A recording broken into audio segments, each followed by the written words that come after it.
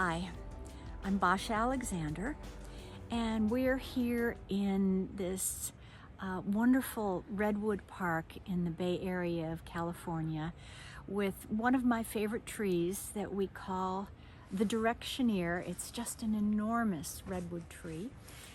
And it's a very inspiring place for me because we love these trees so much. And they really move me with their size and strength, the physical things that we can see. But what is also so moving for me with these trees and in these places is the kind of work that Dr. Jim and I do with them. We work with them in a way that we get to know their consciousness, who they are, and we find out about the trouble that they've been in. There's been years and years of drought, and they've just had a wonderful,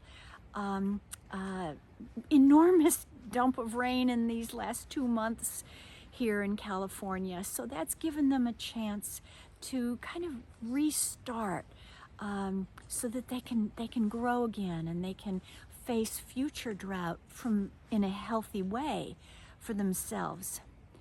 But what I'm really trying to tell you is how deeply personal this experience is. And if we can do it, you can do it. It's a deeply personal way to really help another living being. And our approach is so different. It's different than just feeling good on a walk in the woods. It's a way to be intimately close to a being that really needs us and you right now. They're all hurting. This rain recently here in California, this has been a blessing for the trees, but trees all around the world are really hurting because of so many climate extremes that they're having to go through, that's kind of new for them in their own lives and in an evolutionary way too. And for me, this way to be personal with them, to find out what their lives are like, to find out something intimate about their health, to experience a connection with them.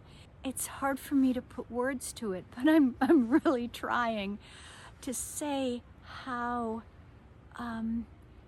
lucky I feel to be able to do this unique thing, to get beyond the ideas of science, to get beyond the common accepted notions of tree care, and to go into a place that's new and different and has the potential in the future to make a big difference to people personally and to trees and plants and crops and forests and ultimately, hopefully, the whole world. It makes a big difference to me to be able to experience this and be a part of it and move it forward and to share it with you. Hi, I'm Basia Alexander, partner with nature.org. The whole idea of finding out what a tree's life is like. Gee, what a thought. Well, trees are alive, and so they have life force going through them. They live in a place, and they live in relationship with other trees. It sounds a lot like our own human lives, right? We have life force going through us, we live in some place, and we live in relationship with other people. So we have lives, and similarly, trees and plants have their own lives. So we need to find out what their lives are like. And you can do that. It's really easy. You can find out, or you can imagine what a tree's life is like.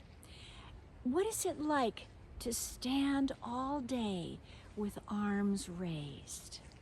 What is it like to be busy all day and night, drinking water, moving resources around inside the body?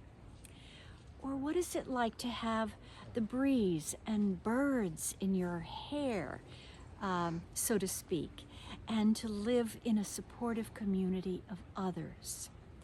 Well, finding out what a tree's life is like is a non-linear process. To do it, you use a combination of sensory awareness and intuitive openness, and you do that to gain this information. Some people might like to call it talking with nature, but this is a little bit different.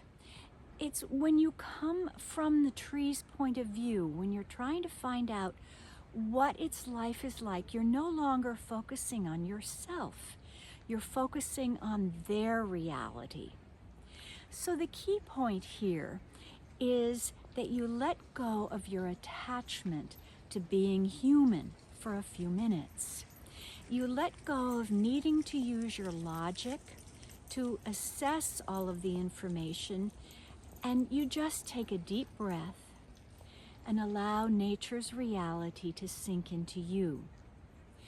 You're finding out what this being's life is like, because it's as if you are looking out through their eyes, standing in their roots, or even hearing their inner song. So when you find out what a tree's life is like, you are acting as if you're being the tree.